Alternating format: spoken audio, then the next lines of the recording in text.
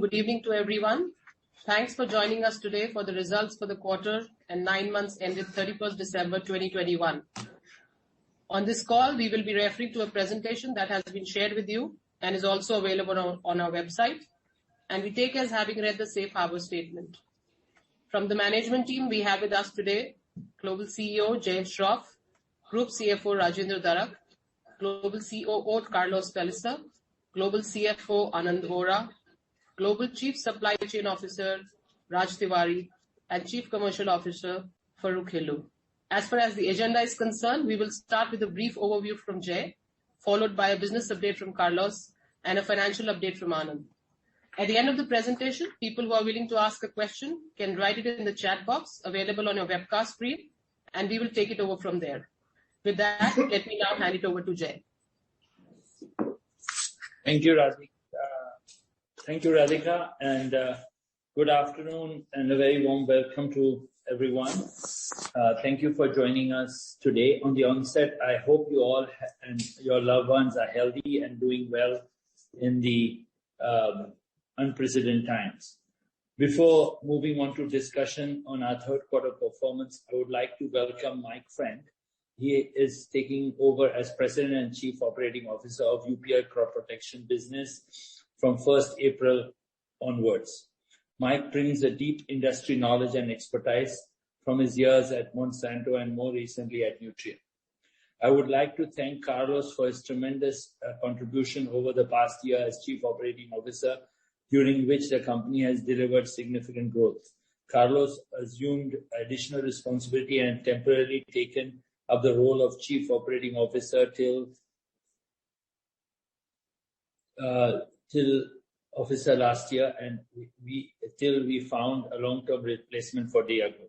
With Mike now coming on board, Carlos will resume his original role as group strategy and continue to lead multiple projects under the Open Ag initiative, including post-harvest business, carbon, and digital projects.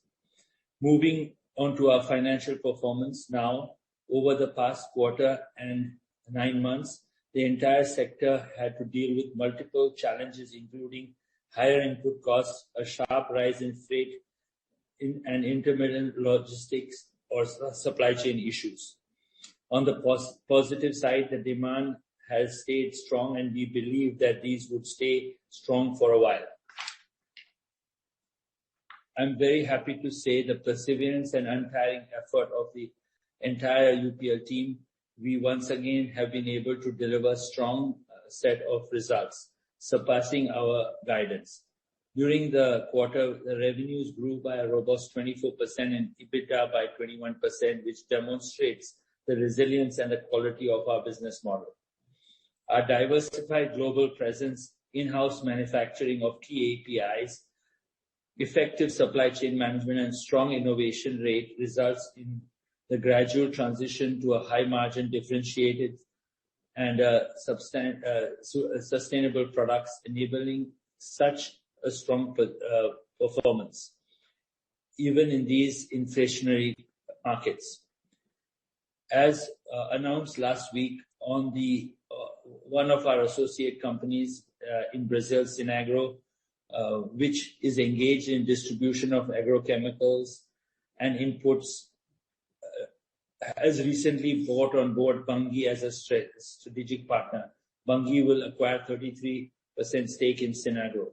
Bunge is one of the global leaders in sourcing and processing and supplying of oilseeds and grain and ingredients.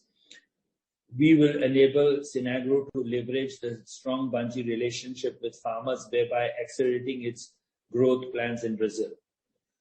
On our ongoing journey of reimagining sustainability, I'm happy to share that our efforts have once again been recognized, and UPL has ranked #1 agrochemical company amongst its peers on sustainability performance by Sustainalytics, second time in a row in its 2021 ESG ranking.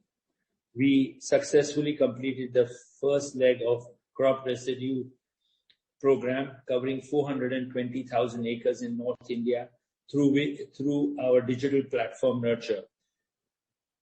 With a very strong, encouraging results, this pilot prevented 1 million tons of carbon dioxide emission from being released. We intend to expand this cover significantly to higher area next year and continue to invest on our digital platform.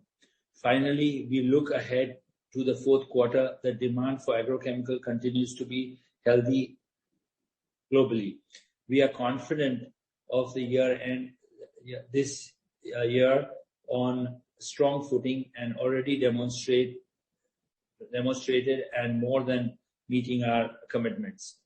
On that positive note, I will now hand over the floor to Carlos to take us through the business update and global operations. Over to you, Carlos. Thank you, Jay, and good evening, everyone. The last 3 years have been truly special for me. We have been on an amazing journey, and I have been so proud to be part of it. Since the integration of Arysta exactly 3 years ago, we have transformed UPL into a purpose-led company through Open Ag, and are now on the path to reimagine sustainability. In addition to deliver upon our financial commitments year after year, we have become the leader in sustainability amongst our peers with a customer-centric approach. In the last year, I assumed the responsibility of leading the global crop protection business, in addition to my original role of global COO, strategy and innovation. As shared by Jay, after the end of the financial year 2022, I will refocus my full attention towards driving UPL Group's growth strategy, leading multiple strategic projects under Open Ag. This has been possible since we have been able to find an excellent candidate in Mike to lead the global crop protection market. We are truly excited to have Mike in our team. Mike brings deep industrial knowledge, a passion for environmental and economic sustainability, and extraordinary end-to-end expertise. We could not have been choosing a better person to drive our business forward in the next phase of our journey. I would like to once again extend a heartfelt welcome to Mike. I'm now pleased to share some highlights for the third quarter financial year 2022. We continue to operate in a highly volatile and uncertain world, which keeps challenging us in new ways every day. Whether these are in a form of supply chain or increasing input costs, we have been successful in providing solutions to address the pain points of farmers globally, while also delivering strong our financial commitments. We take immense pride in the agility of our team, the strong customer relationship, unique backward integration, and supply chain excellence. As part of our commitment to reimagine sustainability, we are excited about the recent announced collaboration of Sinagro with Bunge in Brazil, as highlighted by Jay. This partnership is expected to strengthen Sinagro's grain origination strategy to leverage complementary capacity of both companies. Some examples include the ability to strengthen fertilizer offers, improve risk management tools for barter, and become a preferred partner in sustainable, traceable, and certifiable production for farmers and end users. We would like to highlight some additional exciting news relating to our open collaboration approach. Firstly, through our partnership with Meiji and Mitsui, we have obtained our first registration in India of our flupirimine-based solution to address key pain points of rice farmers. Secondly, we continue our strong collaboration with Christian Hansen and are pleased to announce that we will start commercializing the first solution in India after the next few months. Furthermore, a registration has been applied in Brazil for a unique nematicide composed of 3 strains addressing significant pain points of farmers. Lastly, we have initiated the commercialization of the solution derived from blockbuster CTPR in multiple geographies as a result of our collaboration with FMC. Let's take a look, moving now to the financial results. I am pleased to report that our revenue as well as our EBITDA for the quarter have been shown very strong, robust growth. The revenue has grown by 24%, while EBITDA have increased by 21% versus Q3 financial year 2021. The growth in revenue was led by significant improved price realizations, coupled with a healthy volume increase. We have successfully achieved 43% gross margin, enabled by 13% price realization, largely offsetting the inflationary active ingredients and increased freight cost. We have maintained our EBITDA margin versus last year, despite lower contribution through optimization of our overheads. Our net working capital have improved to 108 days from 117 days versus last year. Additionally, our profit after tax have grown by 40% to 1.218 crores versus last year. Now, let's look at the performance of our regions in the Q3. In Latam, we achieved 22% growth, led by our herbicide portfolio, largely through improved price. Additionally, our insecticides and our NPP biosolutions offering have also contributed to the revenue increase in the region. Brazil and Argentina have shown strong growth, also driven by herbicide. Mexico have maintained its revenue versus previous years, despite the impact of drought followed by a hurricane causing high channel stocks. Other countries have also grown robustly over previous year. In North America, revenue grew by 57% this quarter as a result of a higher volume, as well as improved price realization, specifically due to upsides in herbicides. Further, improved commodity price, tight supply for key products, and favorable channel stocks enable a strong performance. In Europe, we grew by a robust 26% versus previous year. This strong performance have been achieved through a mix of favorable volume growth and higher price realization.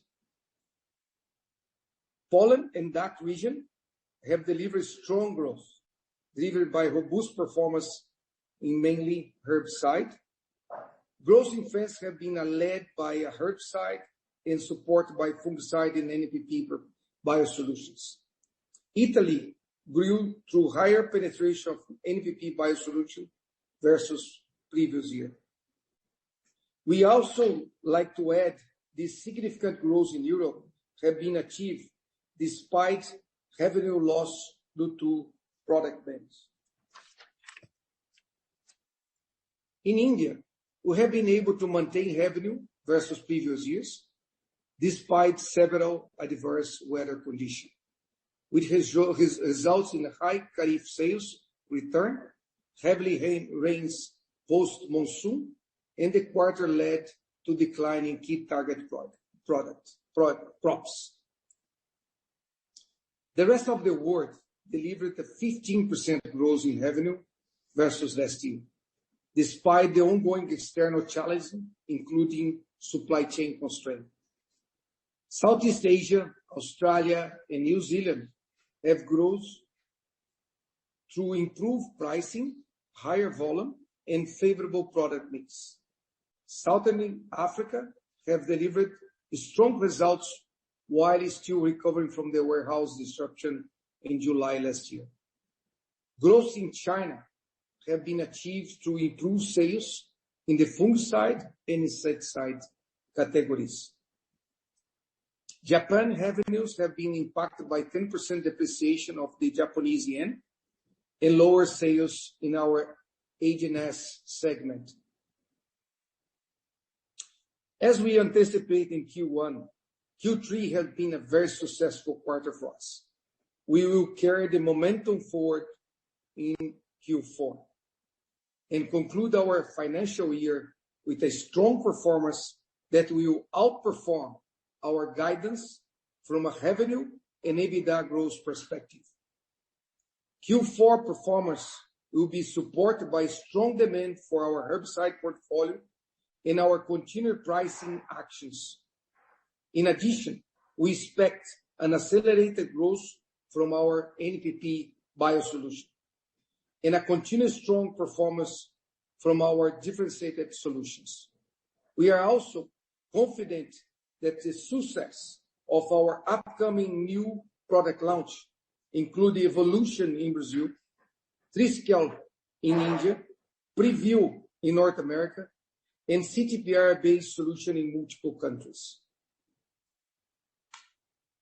Before I hand over to our global CFO, Anand, to provide more detail on our Q3 financial results, I would like to congratulate our team for their amazing resilience, dedication, and unfailing focus in delivering such a strong performance in this quarter, despite challenges on several fronts.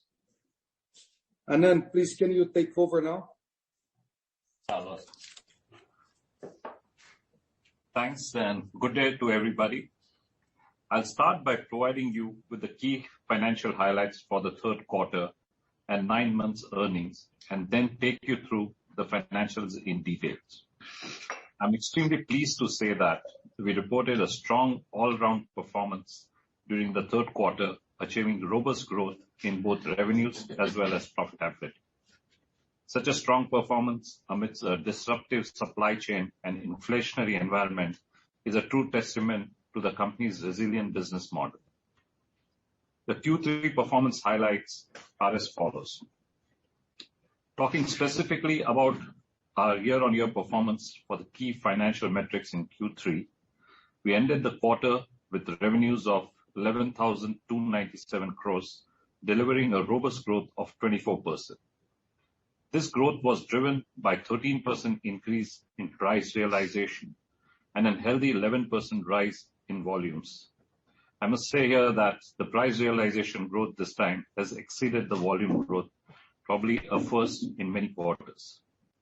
It was also encouraging to see the company firing on all cylinders. The differentiated and sustainable segment continues to grow at a strong pace than the post-patent segment, and we saw growth across most key geographies except India. Most importantly, improved realization enabled us to cover the sharp rise in input costs and keep our gross margins intact at around 43%. Notwithstanding the 120 basis point increase in freight charges, our gross margins would have been above last year. On the operating profitability front, we delivered a robust EBITDA growth of 21% on the back of higher contribution and improved operating efficiency, with our fixed overheads as a percentage of sales coming down by 100 basis points to 19% versus 20% in Q3 of last year. Our EBITDA margins for the quarter were stable vis-a-vis that of the last year at 24%. Further, we continue to make long-term investments in our digitization platform, and in Q3, the amount spent was 75 crores. We continue to reduce the interest costs, and Q3, the interest costs were lower by 61 crores. The FX impact in the finance costs saw a decline of 191 crores, while there was a corresponding increase in FX loss sitting in other income under the head of other income of profit and loss account at 215 crores, resulting in a net loss of 24 crores, which essentially is the cost of taking the hedges. Robust growth in EBITDA combined with lower finance costs helped to drive 41% increase in profit before tax at INR 1385 crores. On the tax front, and that's the income tax front, effective tax rate for the quarter was marginally higher at 12% as compared to 11% last year. As we have guided earlier, for the full year, we expect the tax rate to be lower and to be at the lower end of our guidance of 15 to 18%. Overall, the net profit for the quarter stood at 18% higher at 937 crores versus 793 crores in Q3 of last year. Further, Q3 had exceptional items of about 52 crores on account of costs associated with restructuring, litigation, and provisions for certain expenses relating to warehouse fire in South Africa. Moving on to 9 months performance, financial highlights were as follows. During our performance for the first 9 months of the year, we delivered a healthy revenue growth of 17% over that of the last year, led by 6% higher price realization and 11% increase in volumes. As stated earlier, the improved margins in Q3 enabled us to catch up on the 9 months margin, and we expect to end the full year with better contribution margin than that of last year. EBITDA for the first 9 months continued to be robust and grew by 15% over that of the previous year, while our EBITDA margins were flat at 22% in spite of the inflationary pressures on cost freight that was faced since the beginning of this year. We reduced the interest costs in 9 months by 116 crores. The FX impact in finance costs saw a decline of 103 crores, while there was a corresponding increase in FX loss, which was sitting in other income head of the P&L of 405 crores, resulting in a net impact of 302 crores. On the whole, during the first 9 months of the year, we saw a strong year-on-year expansion of 24% in the net profits, and we ended the net profit at 2,247 crores for the 9 months. Moving on to working capital. On working capital front, though the working capital went up in line with the sales, but we reduced our net working capital cycle by 9 days to 108 days as of December 2021, reflecting the efficiencies in managing working capital cycle. Inventories were higher by 3 days, receivables were lower by 7 days, and payables were higher by 5 days. We expect the net working capital days to be around 90 days by end of the financial year. On the cash flows and debt position, on the debt side, we continue to deleverage our balance sheet in line with our commitment. Our gross debt and net debt stood at 105 crores and 478 crores respectively our gross debt and net debt stood lower by 405 crores and 478 crores respectively at 27,433 crores and 23,768 crores as of December 2021. We remain confident of meeting our guidance and bringing down the net debt to EBITDA to below 2 times by end of Q4. In fact, I'm happy to share that in Jan 2022, we have prepaid gross debt of $125 million. That's approximately 940 crores. Overall, as Jai and Carlos alluded to earlier, we continue to be well placed on the demand front and are confident to end the financial year with robust growth, exceeding the earlier guidance. With this, we open the floor for question and answers. Back to you, Radhika. Yeah. So there are questions on the chat now, and I'll sort of read out those questions, and this will be answered thereafter. The first question in the line is, Can you please help us understand the debt repayment schedule and what is the quantum of the debt repayment UPL is planning to achieve during Q4? So, as you would have noticed, most of our debt are long-term debts, and we don't have any obligation to repay that until May of 2024. And but we will continue to repay the debt. And this year we are targeting around 350 to 400 million of debt repayment, of which, as I mentioned earlier, 125 million debt is repaid as of January 2022. The next question is, were there disruptions in supply chain of a competitor that was the reason for market share gains of UPL in North America? How much of the supply chain disruption is still visible going into Q4? And can UPL's resilient supply chain continue to gain market share in Q4 as well? Carlos, you? Yes.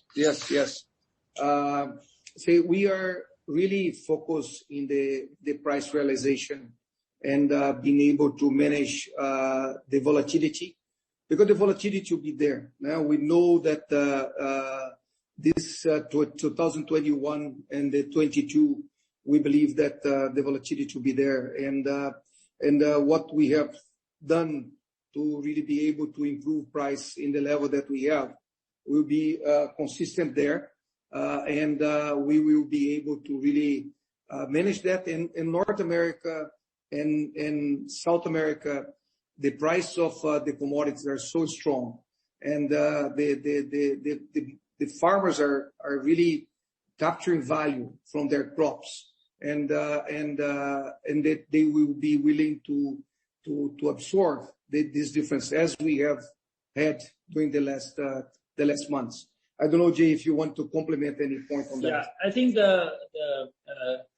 basically UPL has a very integrated business model with a lot of the raw materials and finished product manufacturing in-house. That has helped us to continue to gain market share because there is a self-reliance in that as far as supply is concerned, and that has enabled us to gain market share across the board. And we've had less volatility on our supply chain costs increase than maybe some of our competitors. Yeah. As far as some of the challenges are concerned, we don't see any big supply chain concerns for Q4, except for the ocean freight, where things are still historically high, and getting the biggest challenge for the companies has been on getting spaces on the ship and the HASCAM containers. So that we have been able to, even these tough situations, for the first 9 months we had a fantastic growth. We have been able to garner a very large share of space on various lines, and that we are confident that even in Q4 we would be able to have that kind of growth. Supply chain concerns. And the demonstration of that is, say, we grew 11% in volume and 13% in price. Say 11% in volume, demonstrating that we are gaining share, and we have been able to manage that in a very focused way. Yeah. The next question is, any upward revision in the revenue EBITDA forecast? How is the cost inflation expected to impact UPL? Can you also give details on your conversations with the rating agencies? And what has been the reason for the QOQ increase in receivables sold? Carlos, you want to address the first two questions, and I will take care of the interactions with rating agency as well as the receivables sold. Yes. Let's say we have been able to work with an amazing connection between supply and sales, and we have been able to connect very well the ability to pricing. So we have developed a work where the team in the field are completely connected with what is happening in the market. So that connection have gave us the possibility to really arrive where we are today, that we are able to manage this volatility. And as Jay mentioned, this back integration that we have give us the possibility to be completely update what is happening in the cost base, in the cost perspective. And the agility side of UPL give us the possibility to really connect that end to end. See, we have been able to strengthen our relationship with our customers even more in this moment too, because it's a situation that impacting everyone, and we have been able to use this relationship to manage that. So Anand, can you complement how we are working on that with the last question? Sure. Thanks, Carlos.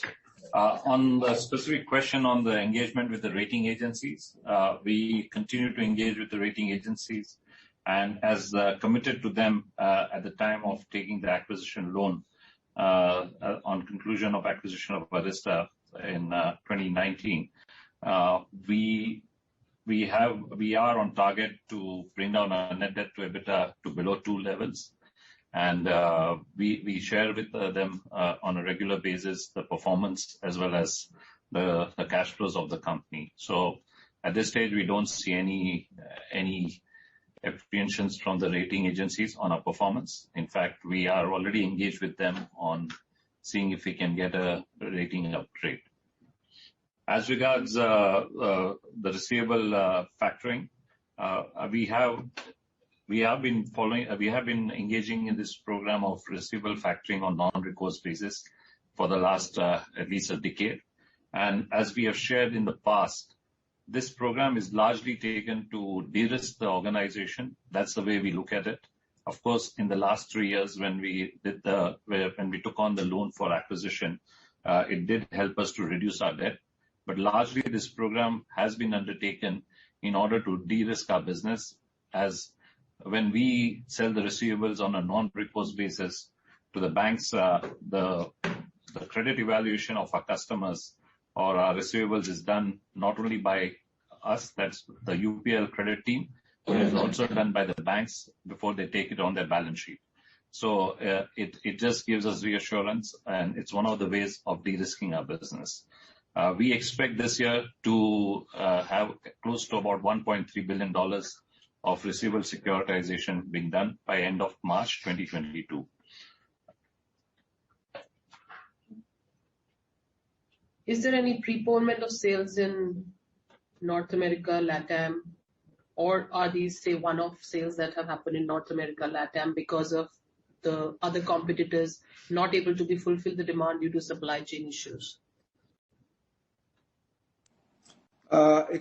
When we see the demand for herbicide, we have many different factors. One of the factors, and these impact LATAM in North America in a big way.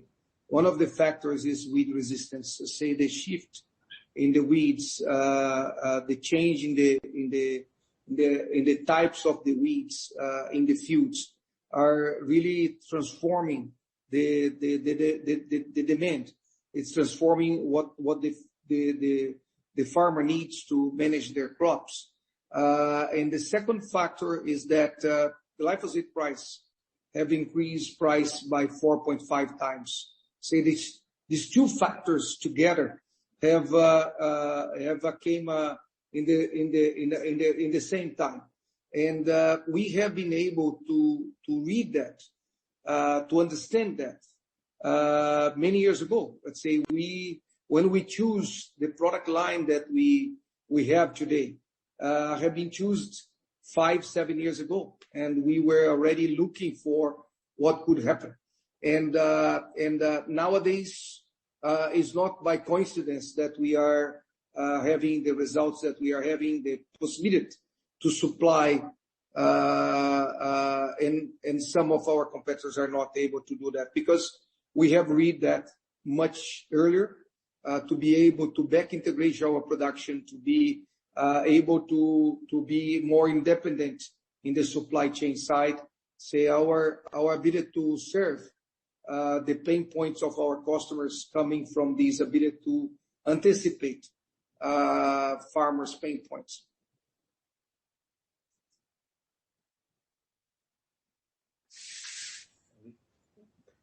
Okay, thanks, Carlos. How much investment have you made in the digital platform so far? How much investment do we require, and how do we plan to monetize that?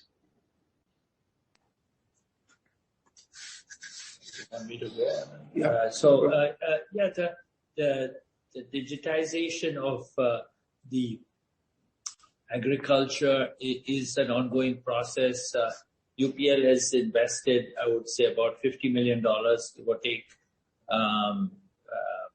on the digital platform. The interface of farmers with using digitization is the only way to go forward in the future. This also brings us really close to understand the farmers' challenges.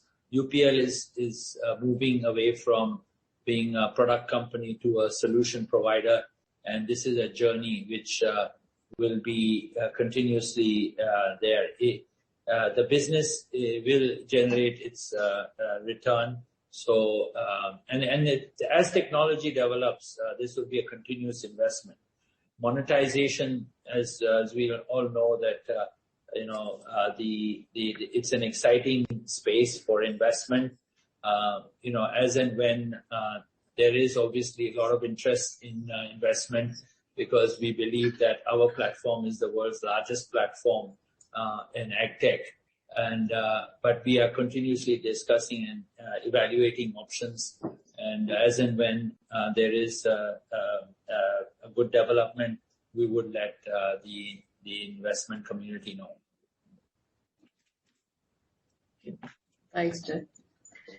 Given the recent induction of Mike, acquisition in Indonesia, extending partnerships like Bunge, further to Chris Hansen in Q2, one gets a feeling that going forward, market access and distribution would garner precedence over creating manufacturing infrastructure.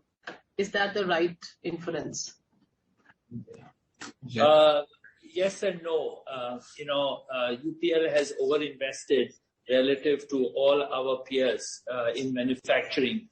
This gives us a very strong supply chain platform and ability to manage costs and supply chain disruptions. We believe that we will continue to invest there. We will continue to partner.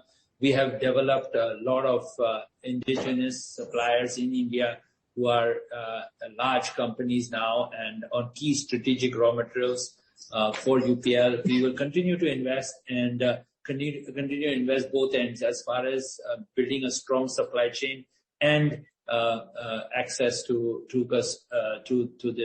the farmers and to our distributors.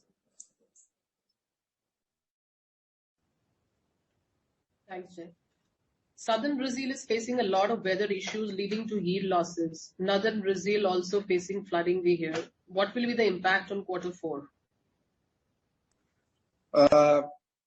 We are not seeing an impact in Q4 because of that.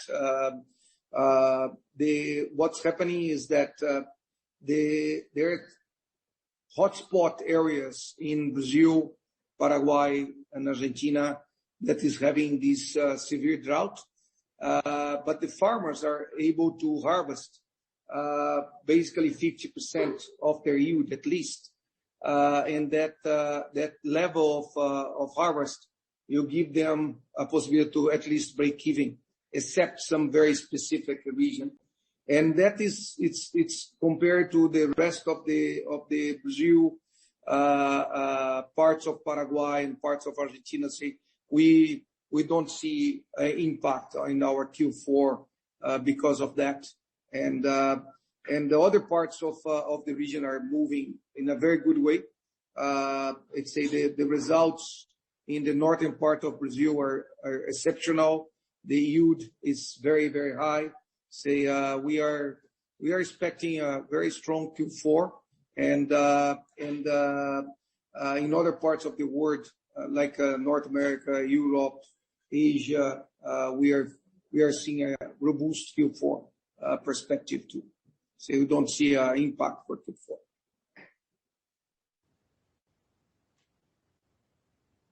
What's the update on the FMC collaboration? When do we expect the first product rollout, and when are we expected to start supplying the AI to FMC? Raj, would you like to answer?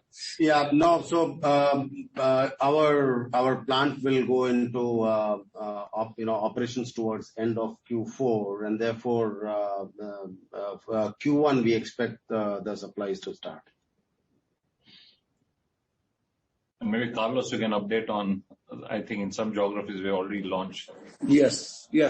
We have already launched the product in different geographies, like Brazil. That we are starting our sales now in January, and the perspective is excellent. And we have the first launches in standalone products, but we have many mixtures coming on, and very, very interesting perspective, because CTPR plus our solutions, actual solution like Perito, Esperto, and other products have an exceptional combination together with our NPP solutions. So we will offer a very broad portfolio, and we can solve the caterpillar problems, we can solve the bugs problems. We will have a completed product portfolio. This will be a very important addition to our portfolio in the next months. And we have several countries that will come step by step during the next months.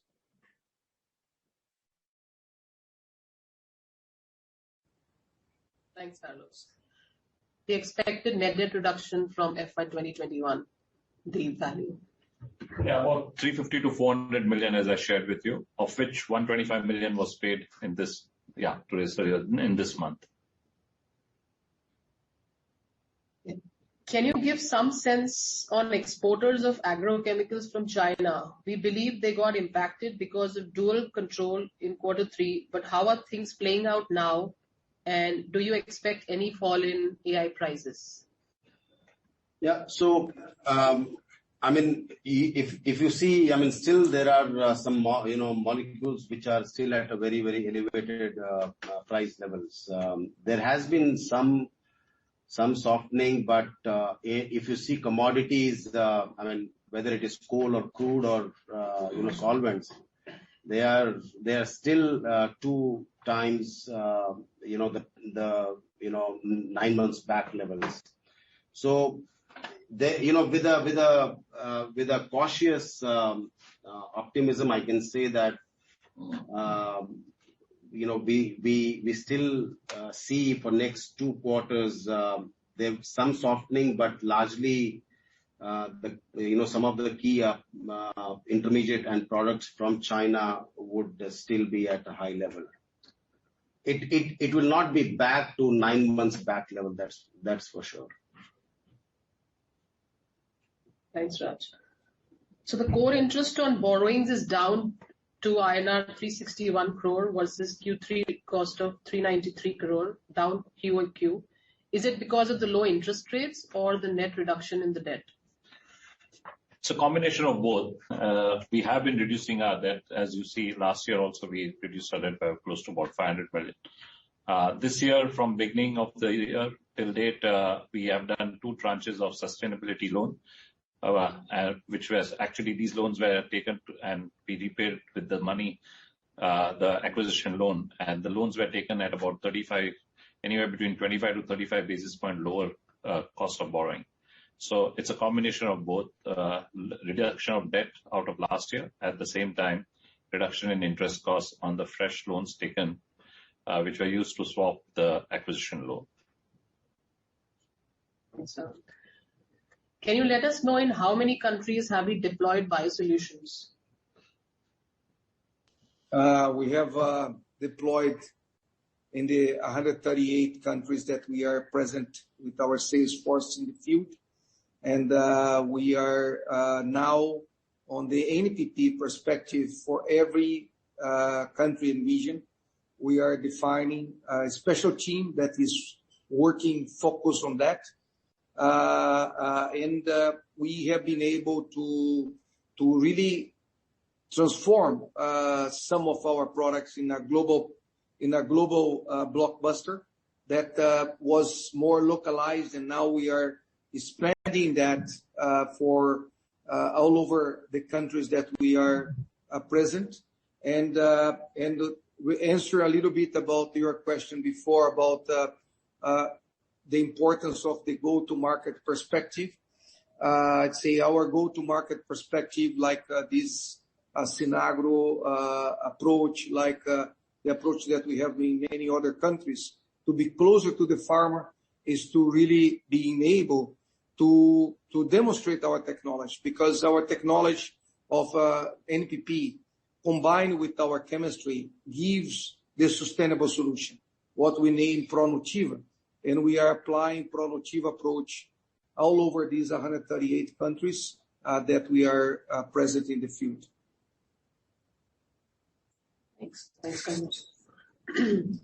Could you elaborate on the 500 crore receivable of insurance claims in South Africa? What is the delay? When is it expected? And does the company have any forecast on the timing when this should be expected?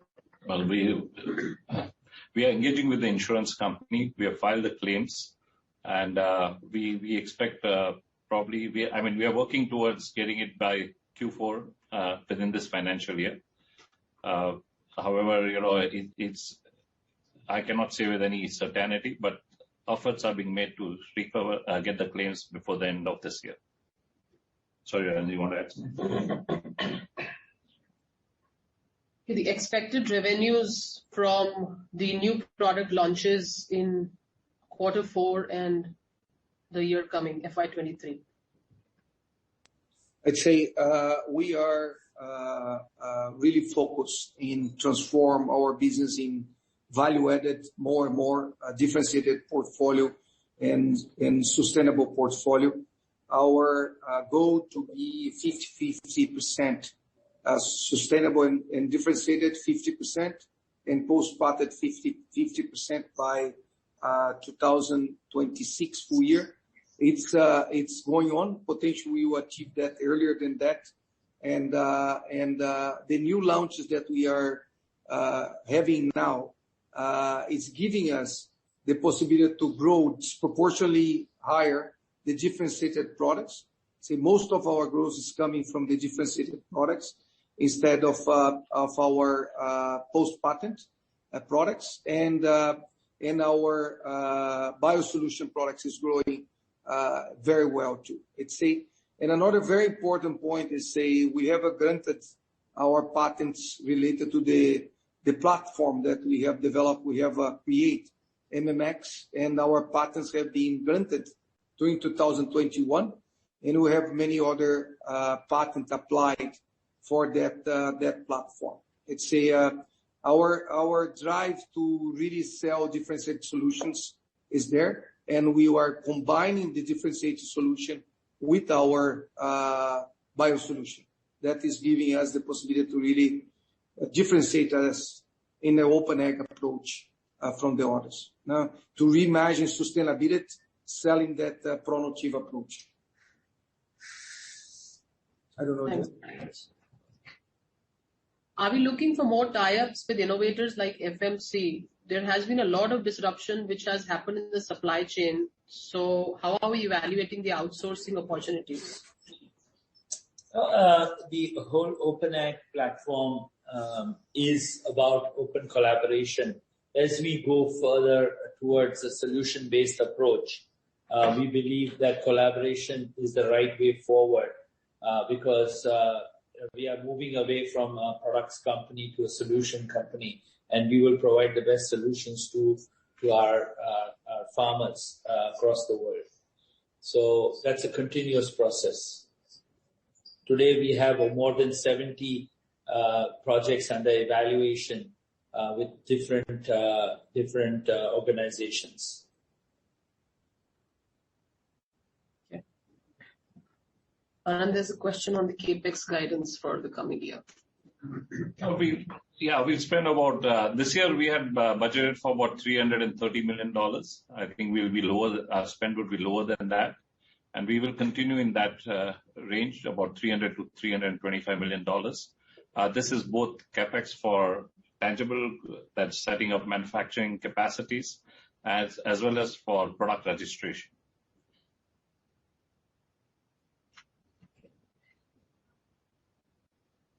Can you provide the contribution of price increase in glufosinate to the overall gross margins during the quarter?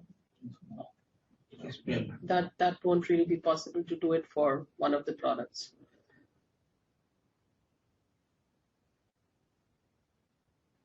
I think some of the people could not hear the factoring number is what. Repeat it just. Yeah. So the factoring number. Yeah. Can repeat the factoring number. We ended this year, as of December, the total factoring that we have done is, in $1 million, it's about $945 million. In rupees, it's about 7,175 crores. As against this, last year, December, we did factoring of 4,570 crores. In $1 million, it was roughly about $625 million. Thanks. Thank you. How are the channel inventories across various geographies? Can this be an overhang for FY23? Carlos? Please, can you repeat, Radhika, the question? Sorry. Yeah, sure. So it's how are the channel inventories across various geographies? Can this be an overhang for FY23? I'd say the channel inventory this year is one of the lowest in most of the geographies because of this disruption that have happened. Mainly in herbicide, the inventory is quite low, except on this situation where you have this severe drought that potentially the market will face some inventory. And this southern corn, south corn region like Argentina, Paraguay, a little bit south of Brazil. In the overall market globally, the inventory at the end of the year will be very, very much below than last year.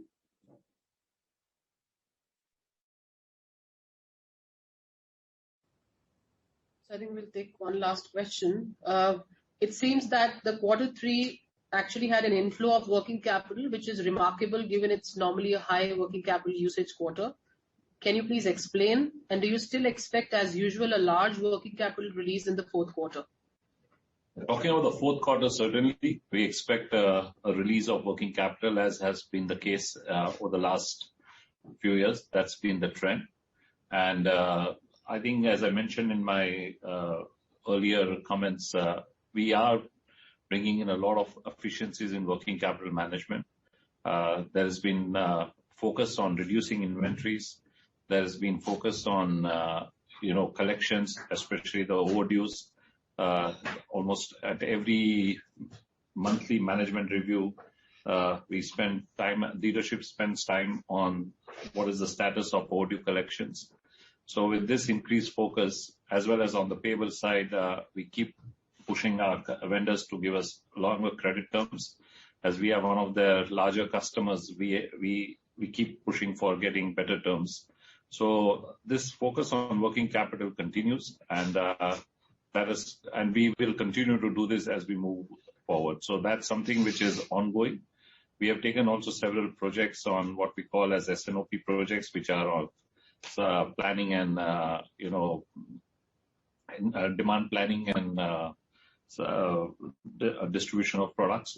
So some of these projects also helps us to keep bring in more efficiencies in our working capital. Raj, you want to add something here? No. On the inventory side? No, that's Okay. Thanks. So that was the last question.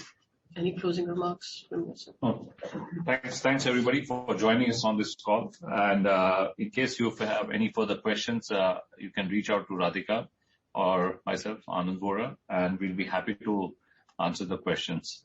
Thank you once again for